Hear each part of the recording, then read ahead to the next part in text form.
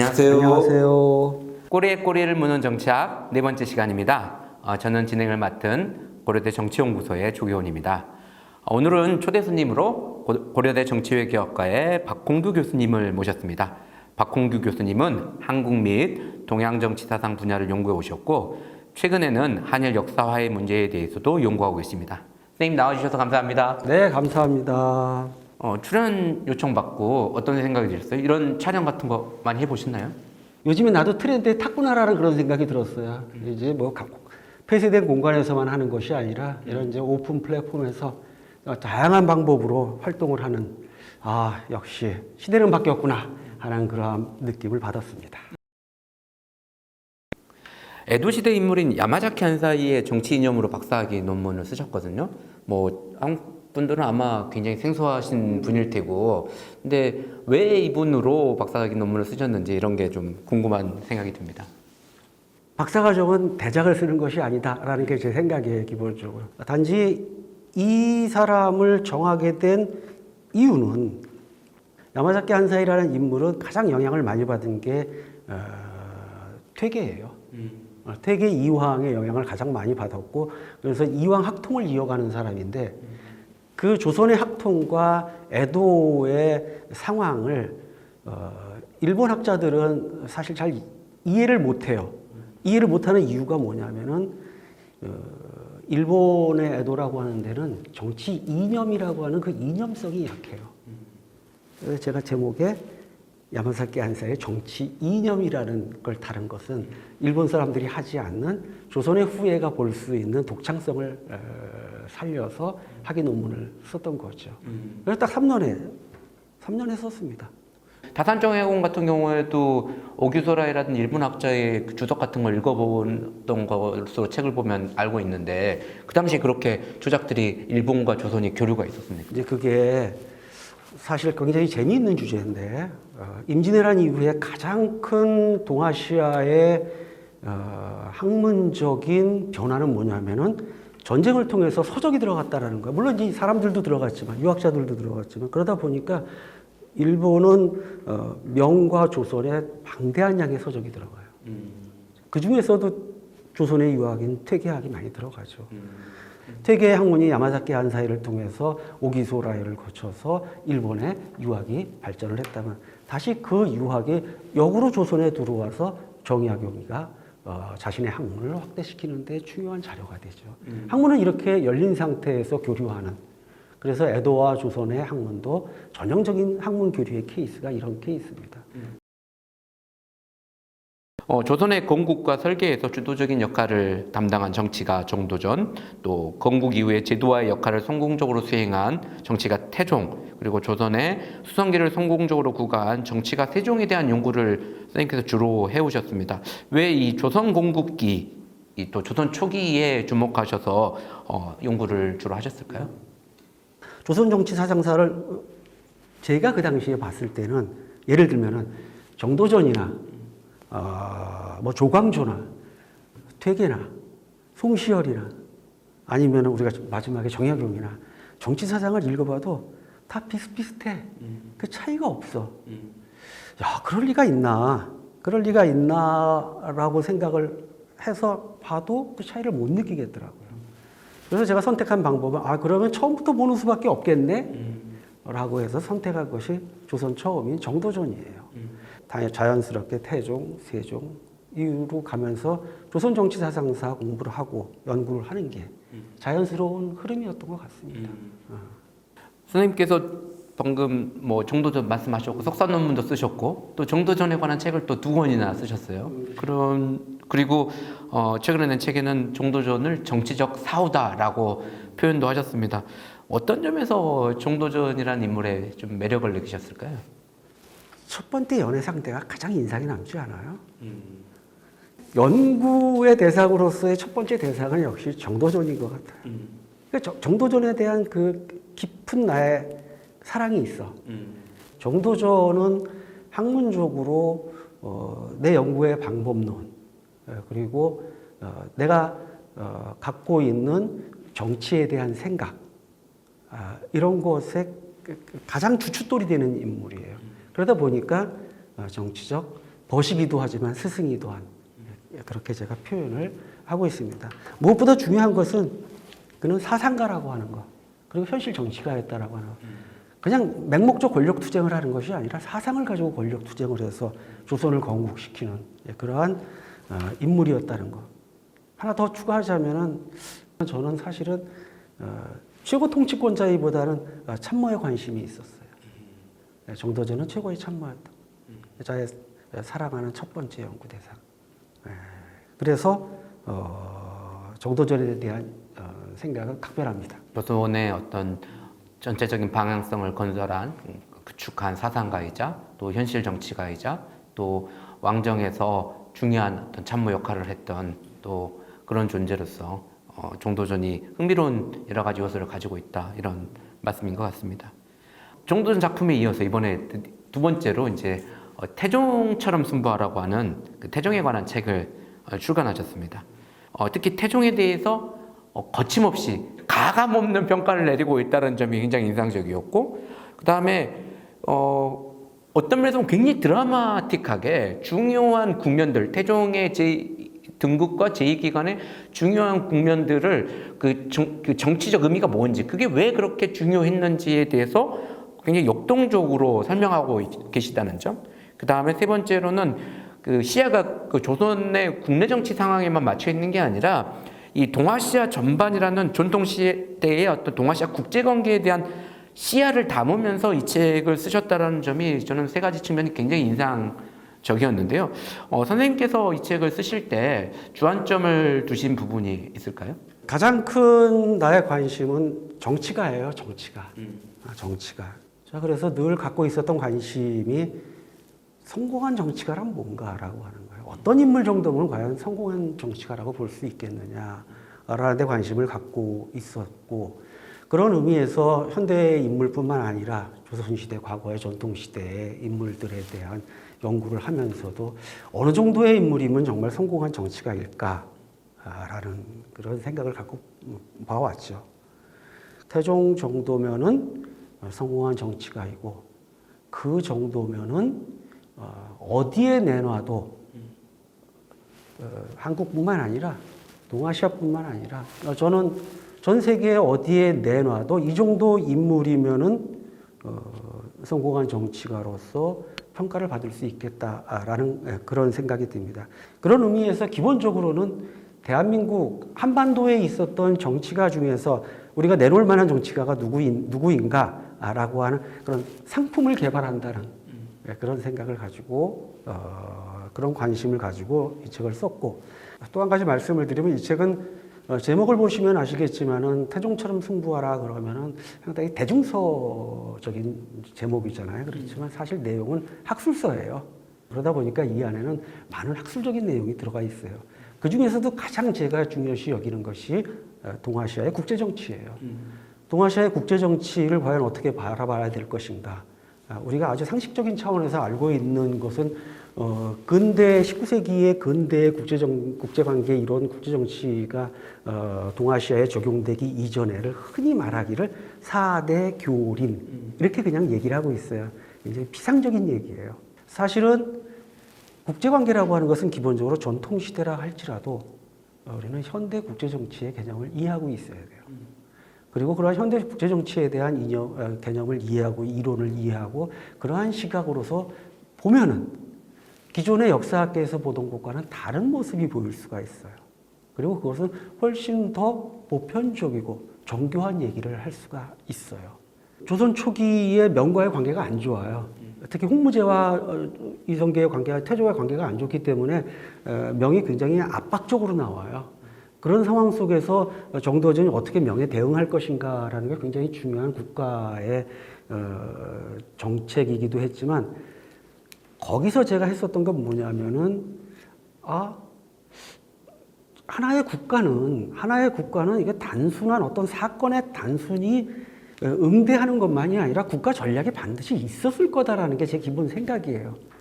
국가 전략이 없는 국가는 저는 없다고 봐요. 그러면 당연히 조선과 같은 정도의 국가면 국가 전략이 있었을 텐데 지금까지 그런 얘기를 하지 않더라고요. 자, 그러면 분명히 국가 전략이 있었을 텐데 뭐였을까라고 해서 원전을 제가 다시 찾기 시작을 한 거예요. 중앙공동체 전략이라는 개념을 만들었고 그 개념을 가지고 설명하다 보면 좀 더 단순하게 사대니 규린이니 이런 것이 아니라 조선은 전략이 있고 정책이 있고 전술이 있다라고 하는 체계적인 설명이 가능할 거라는 것이죠. 자, 그런데 문제는 뭐냐면 이 전략은 실제 현실에서 이루어진 것이 아니라 앞으로 미래적인 거예요. 미래성을 가지고서 전략을 세우는 건데 결국은 조선이 갖고 있었던 이 전략에 명이 동조해줬다. 명이 응할 수밖에 없었다. 그 결과가 임진왜란의 참전이에요. 현대 국제정치학의 용어로 말하자면 조선의 연루정책에 말려든 거예요. 조선의 연루정책이에요. 이게. 그래서 중화공동체 전략은 시기가 지나면서 몇 가지 단계가 있어요. 몇 가지 단계가 있고 그 단계들이 실제 실행돼 가는 과정이고 검증된 것이 임진왜란의 명예 참전이에요. 지금 때마침 이 책의 출간과 거의 비슷한 시기에 지금 태종에 관한 드라마가 한창 진행 중에 있습니다. 아직까지는 뭐 태종이 왕이 되기 전의 얘기를 다루고 있는데 지금까지 진행된 얘기에서 선생님이 연구하시는 역사적인 내용하고 드라마의 설정이나 내용이 좀 다른 부분이 있다면 그런 부분 조금 소개해 주실까요? 아, 날카로운 질문이네요. 사실 저는 드라마 처음부터 다 보거든요. 보는 이유는 정해져 있어요. 지금 질문한 그것 때문에요. 어디가 다른가를 보려고 저는 유심히 보고 있어요. 역시 아니나 다를까 제 예상은 맞았죠. 첫 장면부터 잘못됐습니다. 첫 장면부터. 너무 세게 얘기하시는 거 아니에요? 첫 장면부터 틀렸다. 잘못됐습니다. 드라마의 첫 장면은 그 드라마의 얼굴이거든요. 얼굴인데 혹시 보신 분들은 보셨을지 모르겠지만 첫 장면이 뭐냐면 태종이 세종에게 전의를 하려고 하는 그 장면이에요. 거기에 대해서 그 당시 세자였죠. 세자 충령이 아니되옵니다. 뭐 이런 상황이고 밖에서는 신하들이 뭐 이렇게 엎드리면서 뭐 아니되옵니다 하는 이제 그런 상황이었는데 그 속에서 태종이 연기를 하는 거거든요. 근데 그 태종의 모습이 뭐냐면 괴물로 나와요. 괴물. 자기 본인 스스로가 나는 괴물이라는 말을 써요. 그러면서 거의 미친 듯이 막 쏟아내요. 말들을 쏟아내면서 그 장면은 드라마의 허구입니다. 태종을 설명하라 그러면 하는 얘기가 뭐냐면 세종의 시대를 열어주기 위해서 뭐 정치적인 문제가 될 만한 그런 걸 다 정리해줬다라는 이 속설이거든요. 넌센스입니다. 태종은 집권하고 난 다음에 태종 10년까지의 전반기가 있고 10년 이후에 후반기가 있어요. 그래서 18년에 전의를 해줍니다. 그 장면이거든요. 그리고 나서 4년 동안의 상황기가 있어요. 그리고 세종이 상황이 죽고 난 다음에 자기 친정기가 있어요. 스스로 정치하는 기간이. 그 기간이 또 한 7, 8년 또 지나가요. 그게 지나가고 난 다음에 세종의 정치가 나와요. 그런데 지금 역사학계의 속설은 뭐냐면 권력 정치가 태종으로부터 성군 세종으로부터의 무매개적인 이 양 이렇게 설정해 놓고 그 첫 장면이 그런 거예요. 그럴 수는 없죠. 이 책에서 이제 유신의 교화 기점으로 해서 이제 태종의 정치가 질적으로 달라지면서 세종기에 나타났던 세종기 초반에 나타났던 정치 모습이 이미 태종기에 나타났다라고 하시는 주장이 굉장히 중요한 주장인데 기존의 이제 설정에서는 권력 정치가 앞부분에 있는 태종의 모습을 그 후반기에도 그대로 투사해서 그 대립시켰던 장면의 설정이 잘못됐다는 말씀이시군요. 더 재밌는 얘기 해드릴게요. 진짜 잘못된 거. 드라마에 진짜 잘못된 거. 정도전이라고 하는 인물의 위치. 여기서 잠깐 제가 여러분 잘 알고 있는 드라마 있죠? 재밌는 거. 오징어 게임의 깐부. 자, 깐부를 가지고 설명을 하면은 이성계가 있어요. 그 다음에 정도전이가 있고 정몽주가 있어요. 그리고 그 밑에 이방원이가 있어요. 요 깐부 관계가 뭐냐라는 거예요. 드라마에서는 깐부 설정이 어떻게 돼 있냐면은 정도전과 이방원이 깐부예요. 정도전과 이방원이 깐부고 이성계는 정몽주와 같이 가려고 하는 생각을 갖고 있는 거. 이렇게 설정이 돼 있어요. 근데 이 설정은 잘못된 겁니다. 이 설정은. 다시 제 역사적 사실에 기반을 두고 깐부 관계를 설정하면은 이렇게 됩니다. 이게 원래 이성계와 정도전이 깐부였고 그 깐부가 잠깐 빠져 있다가 다시 복원되고 하는 게 조선왕조의 초기의 장면이에요. 그래서 그런데 지금 드라마 보게 되면은 끊임없이 정도전하고 이방원이가 깐부로서 계속해서 정도전이가 개경에 있어. 그러니까 불가능한 얘기, 없는 얘기예요, 그거. 예, 허구입니다. 예, 사실은 읽어보면 자세하게 나옵니다. 따라서 역사학계에서도 잘못 보고 있는 그러한 측면들이 뭐냐면 정확하게 정치적 관계가 뭔지를 알아야 되는데 이거는 정치학 공부를 하지 않으면 잘 보이지 않습니다. 그래서 정치학을 연구한 사람이 봐야 아니면 새로운 설을 만들 수 있다라고 하는 그 말을 하는 겁니다. 아마 기존 그 전에 있던 드라마에서 마치 이방원이 정도전의 제자처럼 이렇게 다뤄지는 드라마 같은 것들이 있어가지고 그 연속성에서 아마 그런 설정 같은 게 생기지 않았나 이런 생각이 듭니다. 최근에는 좀 어찌 보면 동떨어진 이슈라고 볼 수도 있는데 한일 역사화해 문제에 관심을 갖고 또 연구를 하셨어요. 또 그래서 최근 몇 년 사이 한일 관계가 굉장히 극단으로 치닫게 있는 상황인데 선생님께서는 이렇게 한일 관계가 굉장히 극단으로 치닫게 된 원인이 어디 있다고 생각하시나요? 많겠죠?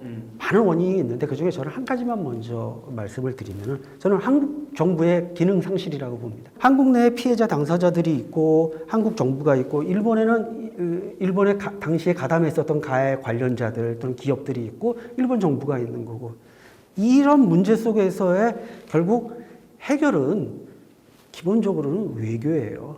외교. 한국에는 독특한 존재가 있죠. 피해자 지원단체가 있어요. 피해자 지원단체가 있고 그 피해자 지원단체의 주장이 굉장히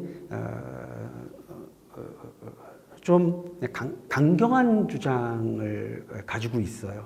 그 강경한 주장과 일본 측의 우익의 강경한 주장이 충돌하는 그러한 상황 속에 벌어지는데 결국 그런 문제들은 기본적인 행위의 주체는 정부예요.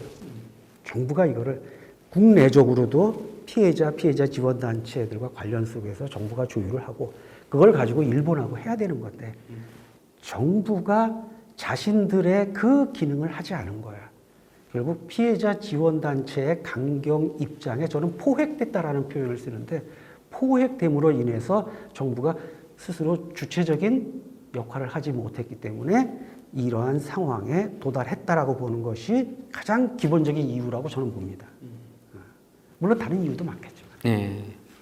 2019년 12월에 문희상 전 국회의장이 대표 발의한 기억화해 미래재단 법안을 지시하는 것으로 알고 있습니다. 그 법안을 지지하는 이유, 또 그 법안이 실제로 적용 가능한 어떤 한일 관계를 회복할 수 있는 방안이라고 주장하시는 이유가 있을까요? 국제조약에 의해서, 국제협정에 의해서 이미 해결된 거를 한국 내의 국내법으로서 그것을 뒤집는 것은 일본으로서는 받아들일 수 없다라고 하는 게 일본의 입장이에요. 자, 이런 입장 속에서 결국 일본은 단 한 발자국도 물러설지 않을 것이고 일본의 입장은 끊임없이 하는 얘기, 반복되는 얘기예요. 한국이 해결책을 갖고 와라라는 거예요. 자, 그러면 한국이 해결책을 갖고 와라라고 하는 것은 대법원 판결을 집행하는 것밖에 집행하고서 파국으로 가느냐 아니면 그 파국으로 가지 않고 뭔가 대안을 내느냐 이건데 그래서 대안이 뭐겠냐라는 거예요. 그 중에 하나가 물론 여러 가지 대안을 말하는 사람이 있었지만 제가 생각했었던 것은 새로운 특별법을 만들어서 한국의 대법원이 판결한 금액에 상응하는 것을 일본의 기업과 그다음에 청구권 협정을 통해서 들어와서 혜택을 본 한국의 기업들 그리고 일본의 국민들, 한국의 국민들이 기금을 모아서 재원을 조달하고 그 재원을 가지고 대법원 판결을 받은 피해자들에게 보상을 하고 그 보상을 해서 그 문제를 해결하자라고 하는 것이 문희상 법안이라고 하는 특별법 아니고 그러한 방법을 통해서 해결할 수 있는 것이 현재로서는 가장 좋은 안이다라고 생각을 했고 포인트 중에 하나는 뭐냐면 일본 정부 또는 일본에서 특히 일본 정부가 긍정적으로 수용하고 있는 유일한 안입니다. 유일한 안. 그래서 늘 일본 쪽에서 관심을 표출하는 것은 문희상안은 어떻게 됐습니까? 라고 늘 묻거든요. 지금 현재 남아 있는 안 중에서는 가장 실현 가능성이 높고 일본 쪽에서도 수용하겠다라고 하는 정도의 안이기 때문에 이 안 정도면은 징용자 문제를 해결할 수 있지 않을까. 근데 뭐 정부가 기능하고 있는지 않은 이유 중에 하나가 이제 국민적 정서 이런 때문일 텐데 마치 이 안이는 어찌 보면은 일본은 한 발짝도 움직이지 않고 결국은 한일 청구권 협정에서 이미 다 완전히 해결된 문제 우리는 못 움직인다라는 입장에서 보니까 대한민국 국민의 입장에서 보면 잘못한 건 일본인데 한국이 왜 나서서 이걸 이렇게 풀어야 되느냐. 이건 일본이 한국에게 아니 한국이 일본에게 지는 건 아니냐. 우리가 무슨 국가의 자존심을 내팽개치면서까지 일본한테 그렇게 관계를 회복하려고 해야 되는 게 약간 비굴하게 느껴지고 오히려 가해자는 모르쇠하고 피해자가 그거를 뭐 담당하는 것처럼 여겨지는 그런 국민적 정서 때문이라고도 생각이 되거든요. 이 부분에 대해서는 어떻게 답을 해주실 수 있을까요? 제가 공개적인 석상에서는 처음 얘기하는 겁니다. 과거에 있었던 징용자 문제, 그 과거에 있었던 거잖아요. 그리고 현재의 지금의 법적인 문제, 그리고 지금 말씀하신 국민 정서라고 하는 게 있어요. 국민 정서, 피해자, 여기서 가장 중요한 개념이 분노입니다. 분노. 왜 가해자가 사죄하지 않고 왜 피해자인 우리가 왜 그들에게 면죄부를 줘야 돼? 라고 하는 이거거든요. 거기에는 뭐냐면 분노가 있는 거예요. 아직도. 해결되지 않은 분노가. 자, 그런데 기본이 뭐냐면 분노는 누가 갖고 있는 거냐면 원래 발생했던 것에 있어요. 피해 당사자들의 분노가 가장 중요한 거예요. 그것이 위안부가 됐든 징용자가 됐든 그들은 분노를 갖고 있고 그들의 분노를 해결하기 위해서 사죄가 필요한 거예요. 그게 기본적인 사죄의 핵심이에요. 그러면 피해자들은 사죄를 받고 나서 자신의 분노를 해소하고 그다음에 상대를 용서하는 거예요. 그것이 기본적인 화해 이론이에요. 이게 기본적인 화해 이론인데 자 보면은 피해자 당사자들의 분노와 지금 말씀하신 대한민국의 지금 국민 정서를 얘기하고 분노를 느끼는 분노하고는 다른 분노예요, 이거는. 기본적으로. 저는 그걸 어떻게 쓰고 있냐면 이거를 본원적 분노라고 하고 이거를 파생적 분노라고 해요. 이 파생적 분노는 일본만의 잘못이 아니에요. 여기에는 민족주의, 그 다음에 그 한일 문제를 정치적으로 이용하는 한국 국내의 정치 세력들, 그리고 이러한 한일 관계를 사적인 이해관계에 이용하는 사람들, 이 많은 관계들, 지식인들의 침묵도 있습니다. 예. 그 다음에 친일파의 논리를 가지고서 단죄하려는 그 복잡한 것에 의해서 발생한 파생적인 분노예요. 따라서 제가 가장 중시하는 건 뭐냐면 본원적 분노와 파생적 분노를 구별해야 된다고 하는 거예요. 지금은 파생적 분노가 더 커져버린 거예요. 본원적 분노보다. 그러다 보니까 지금 말씀하신 대로 왜 우리가 그런 거 해야 돼? 사실은 보게 되면 일본은 피해자 당사자들에 대한 본원적 분노를 해소하기 위해서 많은 노력을 했습니다. 많은 노력을 했고 사죄도 많이 했고 그런데 파생적 분노가 그걸 가리고 있는 거예요. 문희상안의 특징은 뭐냐면은 기본 핵심은 뭐냐면 파생적 분노가 가리고 있는 이 잘못된 현상들을 지워버리자는 거예요. 걷어내자라는 거예요. 걷어내면은 훨씬 더 잘 진행될 수 있다. 그 중에 핵심, 그것은 일본만의 잘못이 아니라 파생적 분노는 우리에게도 책임이 있는 거기 때문에 결국 우리 스스로가 특별법을 만들어서 문제를 해결하자라는 거예요. 그러면 파생적 분노는 해결될 것이고 원래 그 허상이었기 때문에 그러면 그 해결책으로 인해서 징용자들에게 보상 배상을 하게 되면은 그들의 분노는 사라질 것이고 그것이 해결책이라는 거예요. 이거는 면죄부를 주자 그런 차원이 아니에요. 예. 뭐 더 많은 얘기는 있지만 오늘은 이 정도 해서 설명을 드리도록 하겠습니다. 네, 감사합니다. 동양 정치 사상이랑 한국 정치 사상 수업뿐만 아니라 정치가론이라는 학부 수업을 개설하신 것으로 알고 있고 또 강의하고 계십니다. 이 수업을 하게 되신 계기가 있으실까요? 제가 정치외교학과 교수예요. 그러면 제가 정치외교학과의 과목을 강의실에 들어가서 강의를 하죠. 그러면 저는 물어봐요. 이제 정치외교학과 학생들이 많으니까 자네들은 정치외교학을 왜 공부하나? 라고 물어봐요. 정치외교학과 학생들에게 제가 그 수많은 질문을 해도 명쾌한 답이 없어. 그래서 제가 늘 얘기합니다. 자네들은 목적을 잘 모르는 거야. 정치외교학과 학생은 정치외교학을 공부해서 정치가가 되려고 하는 것이 제일 목적이야. 라고 얘기를 합니다. 제일 목적은 정치외교학과에서는 정치가가 되는 것이다라는 거예요. 그러면 정치가론이라는 수업을 만들어서 정치가가 뭐고 정치가가 되기 위해서는 무엇이 필요하고 정치가는 어떤 공부를 해야 되는가. 그리고 구체적으로 실천적인 공부를 해보자라는 그런 의미에서 정치가론이라는 것을 만들게 됐죠. 또 한 가지 이유는 뭐냐면 중요한 것은 한국 정치사하고도 관련이 있는데 우리가 잘 알고 있는 것처럼 1987년에 직선제 개헌을 하고 나서 우리는 민주주의 시대로 갔잖아요. 그리고 나서 우리는 권위주의 체제에서 민주주의로 갔는데 자 그러면 정말 대한민국은 성숙한 민주주의 시대를 우리는 지금 향유하고 있는가? 굉장히 의심스럽죠. 굉장히 의심스러워요.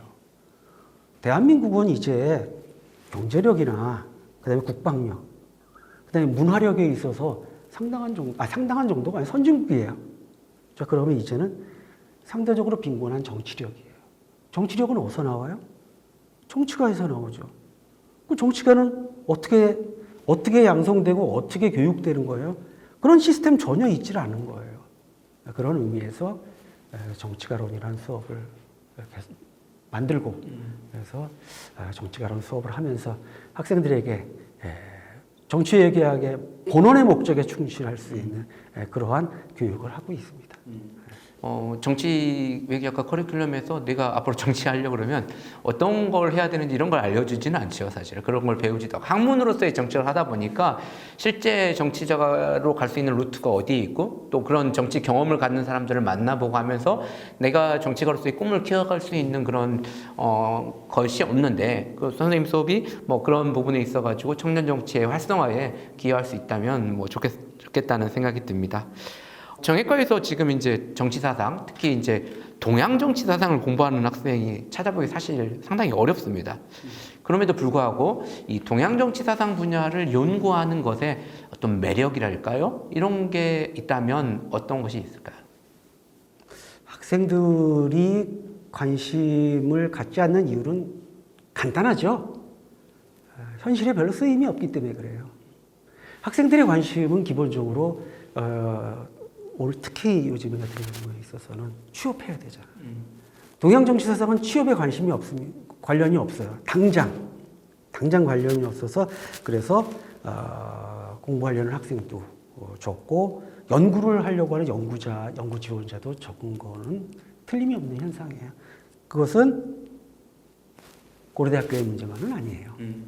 그것은 모든 나라들의 같은 현상이에요. 자, 그러면 나는 왜 이거를 하는가? 라고 보면은, 그러면 앞에서 얘기했던 것을 논리적 연장선 속에서 보면은, 나라는 인물은 실용적이지 않기 때문에 그런 걸 거예요. 그 말을 조금 더 하다 보면은, 저는 사실, 그렇게 당장 현실에 어떤 유용하고 쓰이고 하는 것에는 그렇게 큰 관심을 두지는 않았어요. 아마 이게 정치사상이라는 학문 자체가 그런 특성을 갖고 있는 걸 거예요. 자, 그럼 그 중에서도 왜 동양 정치사상인가라고 하는 거라고 한다면은 결국 저는 이제 학문의 입장에서 보면은 큰 시간대에서 생각을 합니다. 예를 들어 보면은 우리는 지금 서구 근대의 연속성상에 살고 있죠. 서구 근대를 우리는 그 직전에 서구 근대를 가능하게 했던 것을 르네상스라고 얘기하잖아요. 그 르네상스라고 하는 거 우리 상식적으로 잘 알고 있는 것은 고대의 부흥이죠. 그 오랜 기간에 반절이 있고 그 이후에 르네상스라는 길을 통해서 근대를 열어갔던 거예요. 그렇게 보면 굉장히 긴 상황 속에서 보면은 저는 사실은 우리는 탈근대라고도 얘기하고 근대의 종말을 얘기하기도 하고 하잖아요. 근대가 역사의 인류사의 마지막은 아니라고 봅니다. 그 다음이 있을 거예요. 그 다음은 뭐냐라고 하는 거예요. 그 다음에 세계 문명에 어떻게 전개된 것인가라고 생각을 해봤을 때 거기에 많은 보고, 지적 또는 영감을 얻을 수 있는 그 보고는 동양정치사상에 있다라고 저는 보고 있습니다.